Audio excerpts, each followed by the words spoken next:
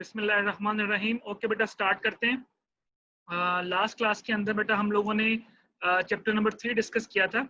If you want to ask any question regarding that chapter तो बेटा आप पूछ सकते हैं अभी 2-4 मिनट के अंदर। If you want to ask any question बेटा, हम लोगों ने कोटेशंस को डिस्कस किया था, क्रॉस एक्सचेंज रेट डिस्कस किए थे, हिस्ट्री ऑफ एक्सचेंज रेट को डिस्कस किया था। If you want to ask any question बेटा, you can ask. Sir, cross exchange rate की जो एग्जांपल आपने करवाई थी उसकी समझ नहीं लगी। बेटा क्रॉस एक्सचेंज रेट की मैंने जो एग्जांपल करवाई थी वो मैंने आपको ये बताया था कि अगर आपके पास दो करेंसीज हैं, for example $1 is equal to €1, $1 is equal to 5 American वो ले लें, दूसरा कैनेडियन डॉलर ले लें। अब आपके पास जो दोनों करेंसीज हैं, एक आपके पास यूरो है और एक आपके पास कैनेडियन डॉलर है। राइट साइड की बात कर रहा हूँ। अब आप कहते हैं जी मैंने कैनेडियन डॉलर को यूरो के अंदर चेक करना है, तो लेफ्ट साइड के ऊपर मैंने बोला था कि यूनिट आपका सेम होना चाहिए। तो अब आपने क्या करना है कि एक करेंसी को बी करेंसी के साथ डिवाइड कर देना। अगर आप कहते हैं यूरो पर डॉलर कैनेडियन डॉलर लेना है तो यूरो ऊपर आ जाएगा, कैनेडियन डॉलर नीचे आ जाएगा। अगर आप चेक करना चाहते हैं कैनेडियन डॉलर पर यूरो तो कैनेडियन डॉलर ऊपर आ जाएगा और यूरो नीचे आ जाएगा। ये जस्ट आपने दोनों रेट्स को डिवाइड करना है एक दूसरे के साथ।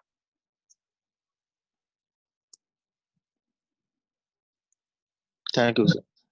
बाकी आप बुक के अंदर एग्जाम्पल बेटा गिवन है, आप उन एग्जाम्पल्स को भी देखिए, वहां पे उसने सॉल्व करके भी आपको दिया हुआ है। तो मैं हमेशा बेटा बोलता हूँ कि जब भी आप लोग क्वेश्चंस, जब भी हमारा चैप्टर खत्म होता है तो बुक के एंड के ऊपर क्वेश्चंस दिए होते हैं, उन क्वेश्चंस को लाजमी किया करें और उनमें से पूछा करें कि सर ये प्रॉब्लम आ रही है, ये कैसे करनी है। जी कोई पूछना चाह रहे हैं?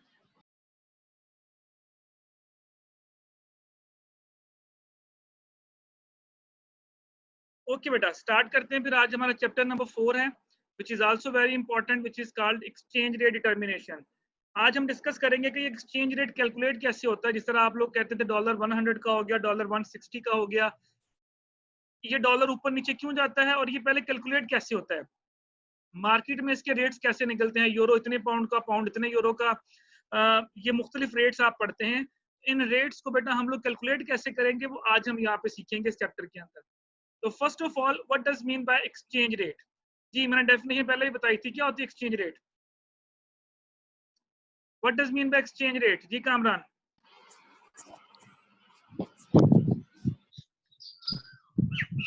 सर, एक करेंसी की वैल्यू जो दूसरे के लिहाज से क्या वैल्यू है? The value of one currency with respect to other currency. बिल्कुल ठीक बोला। एक करेंसी की दूसरी करेंसी में बेटा जो वैल्यू होती है उसको हम क्या बोलते हैं? एक्सचेंज रेट बोलते हैं। जिस तरह हम बोलते हैं $100 का, $50 का, $160 का, तो ये एक करेंसी की दूसरी करेंसी में वैल्यू होती है जिसको हम एक्सचेंज रेट कहते हैं।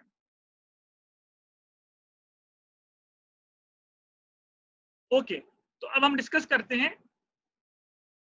ये आपके सामने बेटा एक्सचेंज रेट स्लाइड में आपको शो हो रहा है। Depreciation of currency and appreciation of currency क्या होता है? What does mean bye appreciation, what does mean bye depreciation, क्या होता है? सर एप्रिशिएट मीन होता है कि इंक्रीज होना और डेप्रिशिएट मीन होता है कि डिक्रीज होना। अच्छा चले, मैं यहाँ पे करेंसी की एग्जांपल, मैं यहाँ पे एक छोटी सी एग्जांपल लिखता हूँ, आप लोग मुझे इसका आंसर देंगे अभी।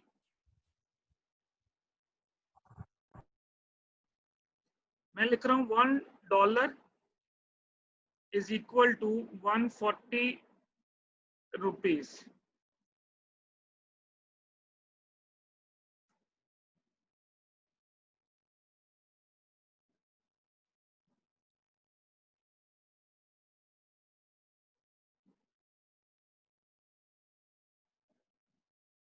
ओके, जिससे मैं पूछूंगा बेटा वो मुझे आंसर देगा।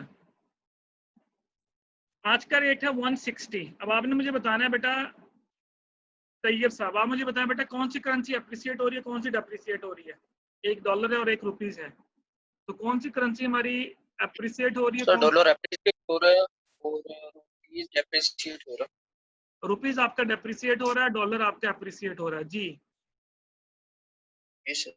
जी सिद्रा बेटा आप बताएं।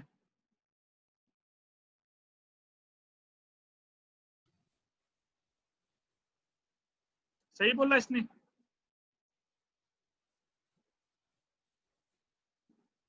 बासित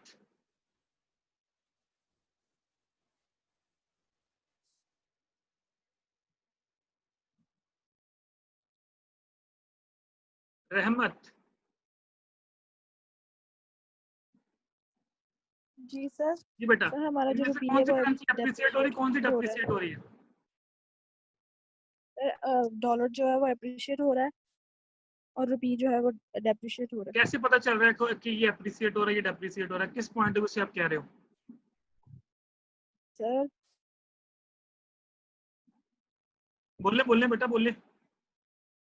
मिनट सर, एक मिनट। आपको मैंने एक तरीका बताया था चेक करने का। जी तो ये बेटा बोलो। सर हमारी जो डोमेस्टिक सर हमारी करेंसी की वैल्यू डिक्लाइन कर रही है और जो डॉलर है वो उसकी करेंसी की वैल्यू इंक्रीज हो रही है। अब ये देखिए बेटा, कल जो डॉलर था वो हमें आपको हाँ मैं आपको बताता हूँ बेटा, जो कल डॉलर था हुआ था 140 रुपए का। ये मैं सब लोगों के लिए बता रहा हूँ ताकि, क्योंकि ये मैंने बार बार यूज करना, तो आपने अप्रिशिएट और डेप्रिशिएट को बेटा चेक करना सीखना है। कल डॉलर थे 140 का, आज डॉलर मिल रहा है 160 का। इसका मतलब है कि डॉलर की वैल्यू में इजाफा हो रहा है, कि वो चीज महंगी मिल रही है।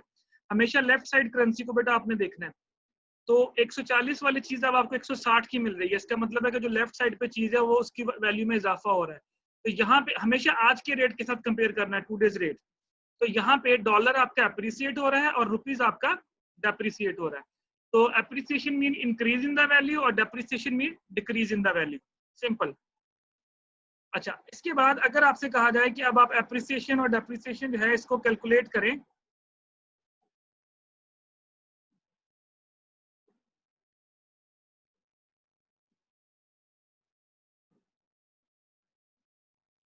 ओके,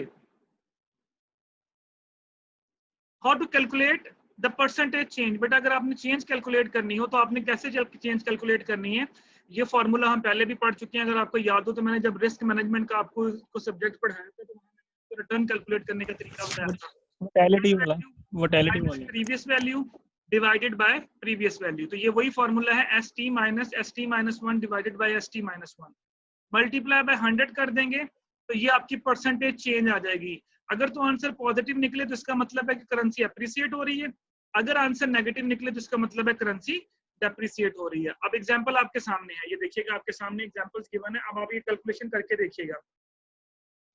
2000 के अंदर जो डॉलर पर यूरो रेट है वो है 1.001, ओके, यानी 1 यूरो है, ये 1 यूरो का रेट दिया हुआ, 1 यूरो 1.001 डॉलर का है। 2001 में 1 यूरो 0.94 डॉलर का हो गया, 2002 में यूरो 0.89 का हो गया।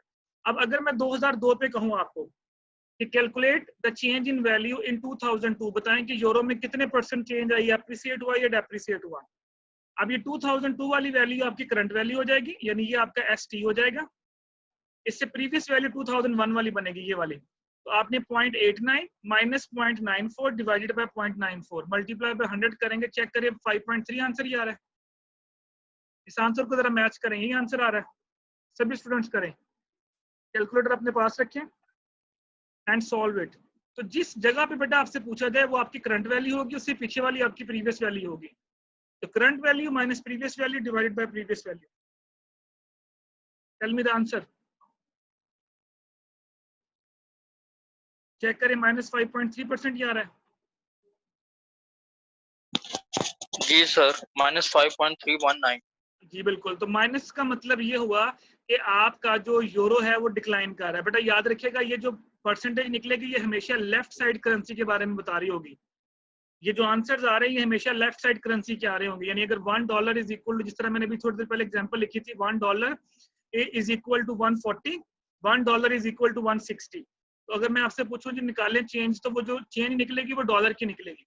160 में से 140 माइनस करें, डिवाइडेड बाय 140 करें तो पॉजिटिव आंसर आएगा। तो इसका मतलब था कि डॉलर जो है वो अप्रिशिएट हो रहा था उस वक्त, अभी जिससे प्रीवियस मैंने लिखा था। मतलब कि डॉलर के बिहाफ पे हमने निकालनी है करेंसी अप्रिशिएट हो रही है कि डेप्रिशिएट हो रही है। नहीं, हर करेंसी डॉलर के बिहाफ पे नहीं निकालनी, जो रेट गिवन है। अब ये जो करेंसी है, मैं फॉर एग्जांपल, चले मैं आपको भी बताता हूँ। मैं यहाँ पे भी लिखता हूँ, ये भी आपके मैं कंफ्यूजन दूर कर देता हूँ। मैं यहाँ लिखता हूँ जी 1 pound is equal to 2.5 euro,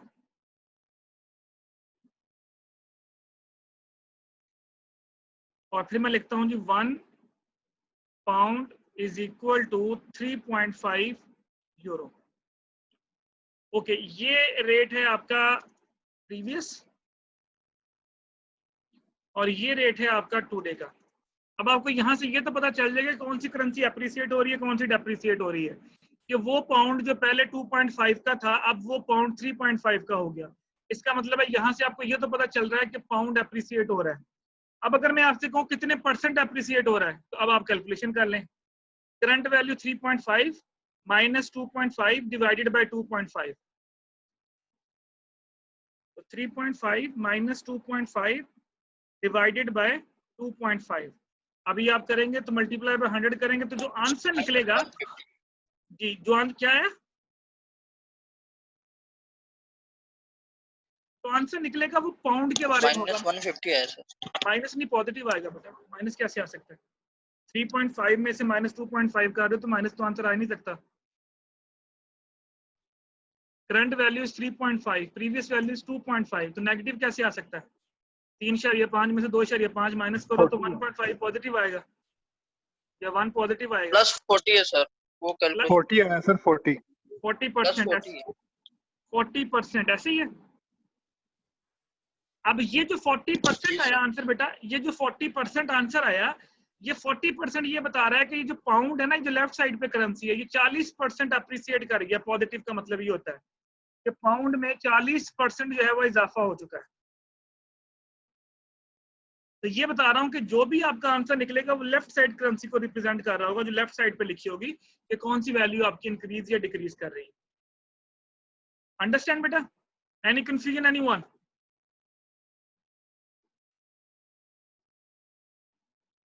बोले बेटा को question from female side. Sheeza बेटा,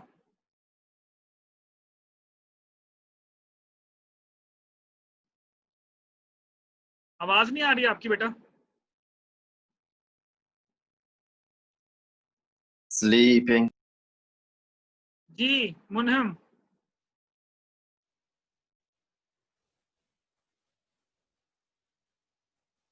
Yes, sir. आ रही है आवाज आ रही है मेरी? Yes, sir. तो समझ आई इस एग्जांपल की जो मैंने अभी एक्सप्लेन की है? Yes, sir. ओके हो गया। चलिए बेटा, ये था कि how to calculate the appreciation and depreciation of the currency. अब आते हैं बेटा मेन टॉपिक की तरफ कि how to find the exchange rate equilibrium. Exchange rate बेटा इक्विलिब्रियम होता क्या है, पहले आपने इसकी डेफिनेशन को अंडरस्टैंड करना है, then I will guide you कि इसका मतलब क्या होता है।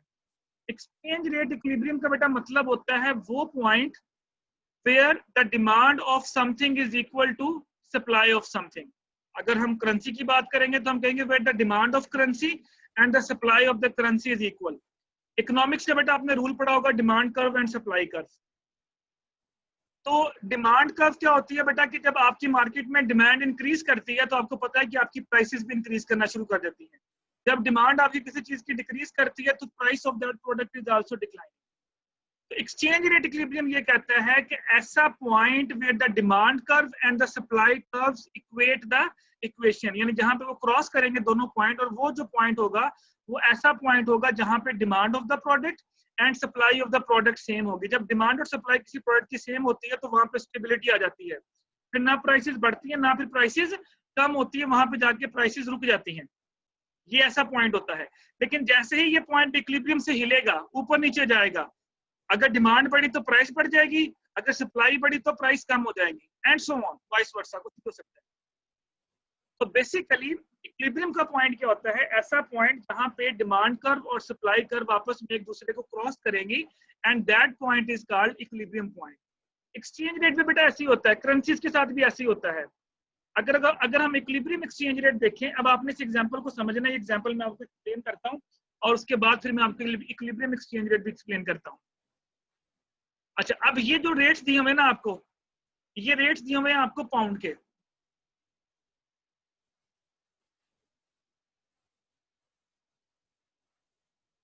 आपको ये पाउंड के रेट दिए हैं। 1 पाउंड इज इक्वल टू $1.5। ये मैं लिख रहा हूं बेटा आपके साथ, ये जो लिखे हुए हैं, 1 pound is equal to $1.6 and so on. चलें, ये कुछ रेट्स दिए हुए हैं। अच्छा, अब आपने सबसे पहले डिमांड कर्व को देखना है। ये डिमांड कर्व को बेटा देखिए, ये डिमांड कर्व नीचे की तरफ क्यों है? इस तरफ लिखा हुआ है क्वांटिटी ऑफ पाउंड और इस तरफ है बेटा आपके पास वैल्यू ऑफ पाउंड, यानी 1 पाउंड के बदले आपके पास आपको कितने डॉलर्स मिलेंगे, ये आपके पास आ जाएगी, वैल्यू ऑफ पाउंड आ जाएगी। अच्छा, अब यहाँ पे बेटा जो आपको 1 पाउंड मिल रहा है, अब यहाँ पे देखिएगा ये जो आपके सामने लिखा हुआ है 1.5। अब आपको मैंने एक्सप्लेन ये करना है कि ये डिमांड कर्व नीचे की तरफ क्यों है। अगर ये डिमांड कर्व देखें तो ये देखिए आपके सामने ये नीचे की तरफ आ रही है जहाँ पे ये डी लिखा डिमांड फॉर पाउंड। अच्छा, मैं यहाँ पे पाउंड खरीदता हूँ, ये जो नुक्ता वाला पॉइंट है, तो बेटा यहाँ मुझे कितने डॉलर देने पड़ते हैं, तकरीबन 1.7। अगर मैं यहाँ पे पाउंड खरीदूंगा तो मुझे यहाँ पे 1.6 देने पड़ेंगे। डिमांड कर्व बेटा डाउनवर्ड क्यों है, इसलिए है कि जब आप की किसी चीज की प्राइस कम होती है, जब किसी चीज की प्राइसेस कम होती है तो quantity of that product increase हो जाती है, डिमांड यानी quantity of that product will increase. मैं इसकी छोटी सी एग्जांपल देता हूँ। आप एक सूट खरीदने के लिए जाते हैं मार्केट के अंदर, वो 5000 का सूट है, जब आपको पता चलता है कि यार वो जो सूट 5000 का है वो 2500 का मिल रहा है, तो क्या करेंगे आप एक सूट की बजाय 2 सूट परचेज कर लेंगे। दिया तो आपने 5000 ही है, लेकिन quantity of that product will increase. Same बेटा यहाँ पे देखिए क्वांटिटी ऑफ पाउंड, ये समझिएगा जो लिखा हुआ क्वांटिटी ऑफ पाउंड, इसको आपने जरा अंडरस्टैंड करना है। पहले मैं इसको जरा खत्म कर दूं। ये देखिए अब ये डिमांड कर्व नीचे की तरफ क्यों है, ये मैं आपको बता रहा हूँ कि जैसे जैसे कोई चीज सस्ती मिलती है हम उस चीज को ज्यादा खरीदना शुरू कर देते हैं।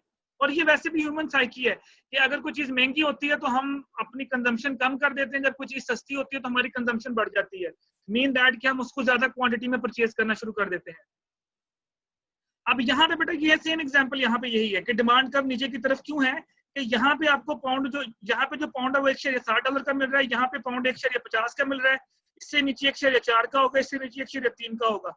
जितना पाउंड आपको सस्ता मिलेगा आप उतने ज्यादा पाउंड खरीदना शुरू कर देंगे। ये तो होगी बेटा डिमांड की बात। अब आते हैं सप्लाई की तरफ, सप्लाई ऑफ पाउंड। अच्छा, अब सप्लाई कर्व ऊपर की तरफ क्यों है बेटा, यहाँ पे जब आप खरीदते हैं तो यहाँ पे कितना है $1.5 और यहाँ पे कितना है $1.6। अब जरा सप्लाई कर्व को बेटा देखिएगा, सप्लाई ऑफ पाउंड। अब जब आप सप्लाई कब बेटा इंक्रीज होती है आपकी, चलें सप्लाई आपकी कब इंक्रीज होती है, जब डिमांड इंक्रीज होती है। जब डिमांड इंक्रीज होगी तो डेफिनेटली क्या करना पड़ेगा, आपको मार्केट में अपनी सप्लाई बढ़ाना पड़ेगी। जैसे जैसे बेटा यहाँ पे आपको पाउंड सस्ता मिल रहा था, आपको क्या करना पड़ा, आपको सप्लाई बढ़ानी पड़ी। अभी आप देखिए यहाँ पे आप जैसे जैसे आप सप्लाई बढ़ाते जा रहे हैं, सप्लाई कर्व ऊपर की तरफ मूव करती जा रही है। अब ये वो पॉइंट है बेटा जहां पे डिमांड कर्व और सप्लाई कर्व आपस में क्रॉस करते हैं। अब यहाँ पे जो क्रॉस हुआ है, ये सपोज करें कि ये रेट है $1.55, यानी ये जो जहां पे आपने इसको क्रॉस किया, ये यहाँ पे जो रेट है ये लिखा हुआ जी 1 पाउंड इज इक्वल टू $1.55। ये वो पॉइंट है जहां पे demand of the pound and supply of the pound is equal, यानी ये स्टेबल पॉइंट है आपका, ये आइडियल रेट है, इसको बोलते हैं आइडियल रेट। अब ये रेट रहना चाहिए मार्केट के अंदर। $1.55 अगर आपको पाउंड मिलेगा तो मार्केट में डिमांड भी पूरी हो रही है, मार्केट में सप्लाई भी पूरी हो रही है। लेकिन अनफॉर्चुनेटली इक्विलिब्रियम पॉइंट एग्जिस्ट नहीं करता। होता क्या है कि या तो किसी चीज की डिमांड बढ़ जाती है या किसी चीज की सप्लाई बढ़ जाती है, ये कम हो जाती है। अब जब डिमांड बढ़ेगी ये कम होगी, ये सप्लाई बढ़ेगी ये कम होगी, तो ये जो लाइनें है ये मूव करना शुरू कर देंगी ऊपर नीचे। जब ये लाइनें ऊपर नीचे मूव होंगी तो इक्विलिब्रियम पॉइंट भी आपका क्या होता रहेगा, चेंज होता रहेगा। और जब इक्विलिब्रियम पॉइंट चेंज होगा तो कभी ये रेट बढ़ जाएगा, कभी ये रेट कम हो जाएगा। अभी हम डिस्कस करेंगे कि ये लाइनें क्यों मूव करती हैं। अभी आगे मैं आता हूँ कि इक्विलिब्रियम एक्सचेंज रेट एग्जिस्ट क्यों नहीं करता। अगर तो बेटा ये इक्विलिब्रियम एक्सचेंज रेट एग्जिस्ट करे सभी करेंसीज का आपस में, सभी करेंसीज का, तो फिर तो बेटा आपको एक्सचेंज रेट रिस्क ही खत्म हो गया। आपको पता है कि जब भी मार्केट में खरीदना है मुझे $1.55 का पाउंड मिलना है, जब भी खरीदूंगा। लेकिन बेटा ऐसा पॉसिबल नहीं है। ऐसा इसलिए पॉसिबल नहीं है कि मार्केट फोर्सेस जो है वो, मार्केट फोर्सेस में दो की बात कर रहा हूँ, demand and supply. Market forces जो है मार्केट के अंदर ये या तो डिमांड को बढ़ा देती हैं या सप्लाई को बढ़ा देती हैं। अनफॉर्चुनेटली मार्केट फोर्सेस को जब हम कंट्रोल नहीं कर पाते तो जिसकी वजह से ये क्या होता है, ये आपके इक्विलिब्रियम एक्सचेंज रेट जब एग्जिस्ट नहीं करता। अब क्यों नहीं करता, इसके कुछ रीजंस हैं, वो हम 1 by 1 डिस्कस करेंगे। वो डिस्कस करने से पहले मुझे यहाँ तक बताएं बेटा, if you want to ask any question. अगर किसी को बेटा ये लाइनों की समझ ना, जी तैयब बेटा। Excuse me sir. जी तैयब। सर सप्लाई नहीं क्लियर हुआ, डिमांड क्लियर है। सप्लाई क्या नहीं हुआ, सप्लाई क्लियर नहीं हुआ कांसेप्ट, ये काइंडली रिपीट कर दें। अच्छा जी माना माँ बेटा क्या पूछना चाह रहे थे, आप भी पूछ लें। सर मैं ये पूछना चाह रहा था, कल परसों जो डेप्रिसिएशन हुई रुपए में, वो किस वजह से? पेंडेमिक की वजह से सारे इकोनॉमिक एक्टिविटीज, सारे इनबाउंड आउटबाउंड सब बंद है, फिर क्यों हुआ ऐसे? आपका जो रुपीस जो है वो डिक्लाइन हुआ है जी सर। बेटा। सिंपल रीजन बेटा ये है, मार्केट के अंदर मैं आपको बेटा देखिए सर, मैं बताता हूँ, सप्लाई कर दोबारा। सिंपल बेटा रीजन ये है कि अब जब जिस करेंसी की बेटा मार्केट में डिमांड नहीं होगी, क्या होगा? हमारी रुपीस की सप्लाई बढ़ती जा रही है, हमारे पास नंबर ऑफ डॉलर्स की शॉर्टेज आती जा रही है। लोग कर क्या रहे हैं? लोग जो है वो डॉलर को स्टोर किए जा रहे हैं, मार्केट में फेंक नहीं रहे। जब आप डॉलर को स्टोर करेंगे अपने घरों में, फॉर एग्जांपल आपके पास $1000 पड़ा था, आपने कहा यार मैंने इसको नहीं फेंकना, मैं इसको रिजर्व करना है। तो जब हर बंदा रिजर्व करना शुरू कर देगा तो मार्केट में डॉलर की क्या आएगी? शॉर्टेज आएगी। जब डॉलर की बेटा शॉर्टेज आएगी तो क्या होगा? मैं अभी ये पॉइंट्स आपको भी एक्सप्लेन करूंगा आगे जाके, ये सारे पॉइंट्स मैंने एक्सप्लेन करने, आपको वहां भी आंसर मिल जाएगा। जब डॉलर की शॉर्टेज आएगी तो क्या होगा? डिमांड डॉलर की बढ़ रही है जबकि मार्केट में डॉलर है नहीं, तो क्या होगा? डॉलर आहिस्ता आहिस्ता क्या होना शुरू हो जाएगा? महंगा होना शुरू हो जाएगा। अब फॉर एग्जाम्पल मेरे पास डॉलर पड़ा है, बाकी लोग डॉलर नहीं दे रहे। अभी डॉलर का रेट था 160 रुपए, अब आपने कहा नहीं यार मैं 160 का नहीं, मैं 165 का दूंगा आपको। अब जब 165 का मार्केट में सेल होना शुरू हुआ तो क्या होगा? रेटिंग बढ़ना शुरू हो जाएगी, तो 165 का बिकना शुरू हो जाएगा। जब भी किसी चीज की बेटा शॉर्टेज आती है मार्केट के अंदर, जब भी किसी चीज की शॉर्टेज आती है उस वक्त उस चीज की प्राइस बढ़ जाती है। और मैं आपको ये भी सिखाऊंगा कि गवर्नमेंट को उसको कैसे कंट्रोल करना चाहिए, और गवर्नमेंट इसको कंट्रोल कर भी सकती है।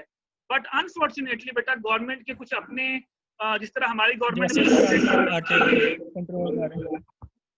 क्या पूछना चाह रहे हैं? मैंने कहा जैसे आटे का कंट्रोल कर रहे हैं। जी बेटा, अनफॉर्चुनेटली हमारी गवर्नमेंट जो है उनको कुछ इन्होंने कर्जे कुछ इस शराइत पे लिए हुए हैं जिसकी वजह से वो इसको कंट्रोल नहीं कर पा रही। अब आपके सामने सिंपल सी एग्जांपल ले लें, मैं मतलब वैसे एग्जांपल दे रहा हूं कि आप आईएमएफ की बेस के ऊपर बजट बनाते हैं, सीधी सी बात है। अब आईएमएफ जो बेटा आपको डिक्टेशन देता है वो आपको 90% आप उनकी मानते हैं, शायद 10% ना भी मानते हो। इस दफा उन्होंने कहा कि आपने सैलरीज इंक्रीज नहीं करनी। देखिए आप लोगों ने नहीं ना की, सैलरीज इंक्रीज नहीं हुई, मतलब आपके जितने भी स्कूल कॉलेजेस यूनिवर्सिटीज के लेक्चरर्स हैं उनकी सैलरीज इंक्रीज नहीं, क्योंकि आईएमएफ की तरफ से शर्त थी। ये हर दफा वो कहते हैं, लेकिन इस दफा उन्होंने इंप्लीमेंट कर दिया। तो कहने का मतलब ये होता है, मैं आपको सिखाऊंगा। देखिए जब मैं छोटी सी एग्जांपल और देता हूँ, चलें। इसहाक डार के दौर के अंदर जब नवाज शरीफ का दौर था, अगर आपको याद हो तो डॉलर बहुत ज्यादा वीक चला गया था, 113 पे चला गया था। तो शेख रशीद ने क्या कहा था कि अगर ये इसहाक डॉलर जो ये डॉलर 90 के ऊपर ले आए या 95 के ऊपर ले आए तो मैं रिजाइन कर दूंगा। आपने देखा होगा कि विद इन 2 और 3 डेज के अंदर जो डॉलर था वो 97 98 पे आ गया था। अब ऐसी कौन सी रॉकेट साइंस उसने कर दी कि वो डॉलर इतना सस्ता हो गया, 113 से आप 98 पे ले आए? वो रॉकेट साइंस बेटा ये थी कि इन्होंने डॉलर मार्केट से उठाया, गवर्नमेंट ने कहां से उठाया? सऊदी अरब से उठाया और मार्केट में फ्लोट कर दिया। अब मार्केट में मैंने रिजर्व किया था डॉलर, आपने रिजर्व किया था, किसी और ने रिजर्व किया था, लेकिन मार्केट में तो डॉलर आ गया, उसकी सप्लाई बढ़ा दी गई। उसकी सप्लाई बढ़ा दी गई तो क्या हुआ? अब हम लोग तो लेके बैठे हुए हैं, लेकिन जब मार्केट में सप्लाई पूरी हो चुकी है फिर क्या हुआ? हम लोगों ने भी मार्केट में फेंकना शुरू कर दिया, मजीद सप्लाई बढ़ गई। और जब मजीद सप्लाई बढ़ी तो रेट क्या हो गए? बढ़ने की बजाय कम होना शुरू हो गए।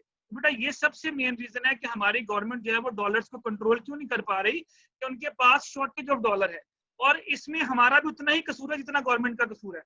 हम लोग क्या करते हैं कि किसी चीज की प्राइस बढ़ने लगती है तो हम उसको रिजर्व कर लेते हैं, हम उसको स्टोर कर लेते हैं। एग्जाम्पल देख लें, अभी कोरोना वायरस आया हुआ है, एक मेडिसिन का आप नाम लें, सिर्फ एक मेडिसिन का किससे आराम आता है, अगले दिन वो मार्केट में आपको नहीं मिलती, या वो इतनी कॉस्टली हो जाती है कि हम परचेज नहीं कर पाते। This is the rule of demand and supply. इसी वजह से बेटा हमारे पास जो लोग हैं, इस वक्त भी लोग क्या कर रहे हैं, इस वक्त भी लोगों ने डॉलर स्टोर किया हुआ है, सेव किया हुआ है कि यार ये और महंगा होना है, ये और महंगा होना है। जब आप स्टोर करते जाओगे, मार्केट में फ्लोट नहीं करोगे तो उसने महंगा होना ही होना है, क्योंकि उसकी शॉर्टेज आ रही है। अब जिन बंदों के कॉन्ट्रैक्ट चल रहे हैं उन लोगों को तो खरीदना मजबूरी है उनकी, उन्होंने तो अपने मुआहदे पूरे करने हैं, उन्होंने तो पेमेंट्स करनी है, जो प्रीवियस हुए हैं उनके मुआहदे उनको खरीदने पड़ेंगे। अब उनको महंगा खरीदना पड़े, सस्ता खरीदना पड़े, उन्होंने खरीदे। एक ये रीजन होती है सस्ता करने की। दूसरी रीजन बेटा ये होती है कि गवर्नमेंट बाज़ दफा जानबूझ के भी सस्ता करती है, और ये स्पेशली वो गवर्नमेंट्स करती हैं ऐसे जहां पे उनको ये लगता है कि हमारी एक्सपोर्ट्स कम हो रही हैं।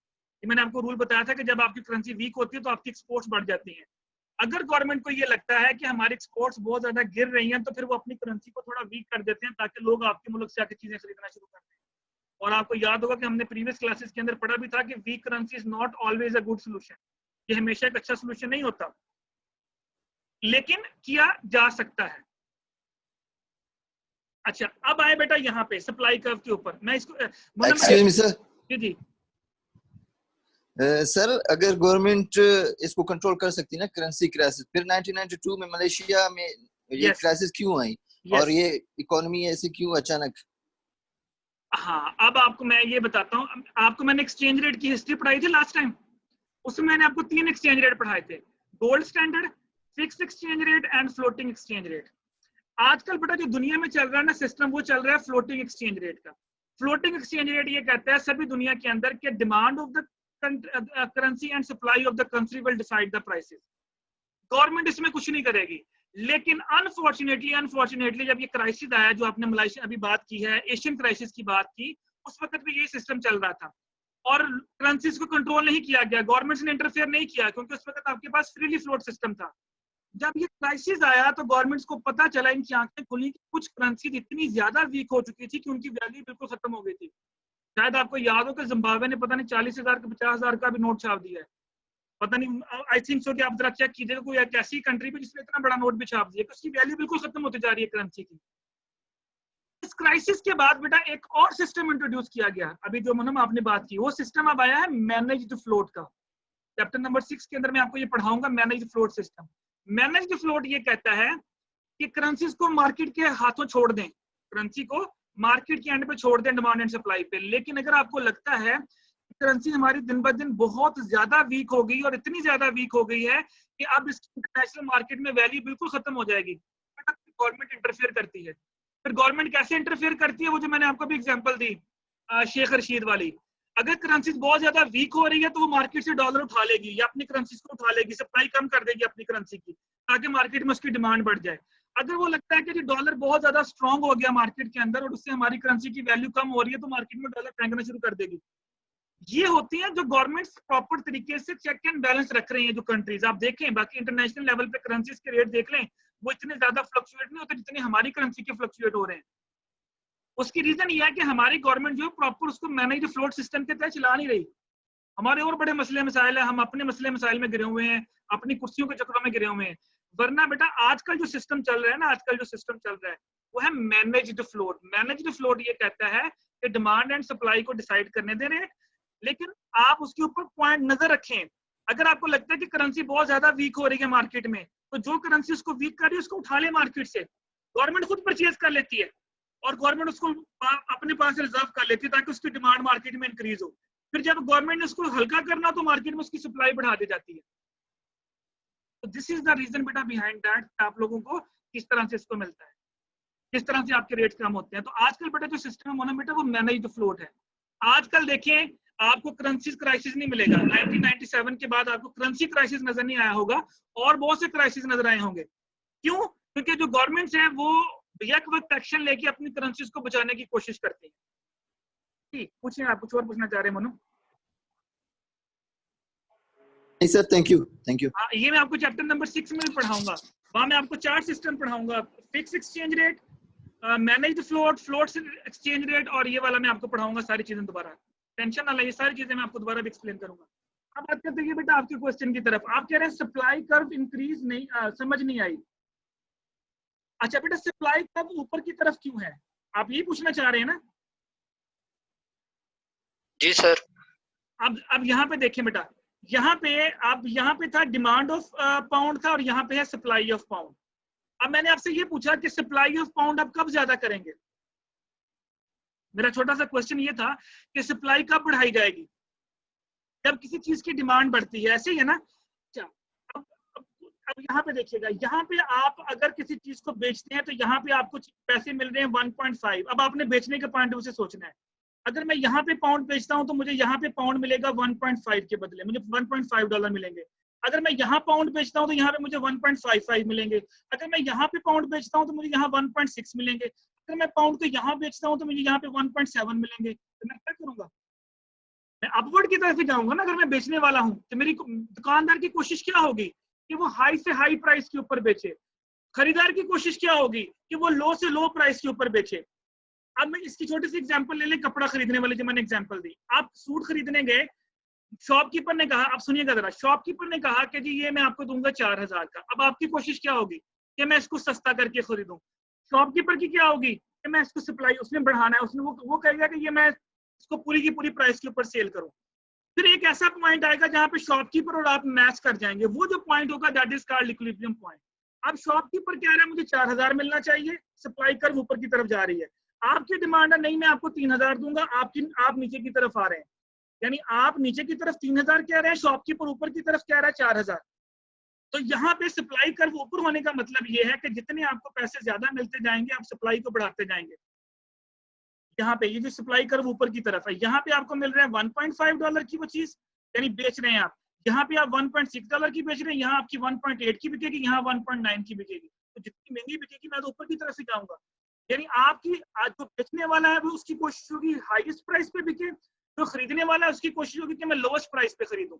इसलिए जो खरीदने वाला है उसकी डिमांड नीचे की तरफ है, तो बेचने वाला उसकी सप्लाई ऊपर की तरफ है। तो एक पॉइंट ऐसा आएगा जहां पे ये दोनों मैच कर जाएंगे, ना आपका 4000 ना शॉपकीपर का 4000 ना आपका 3000।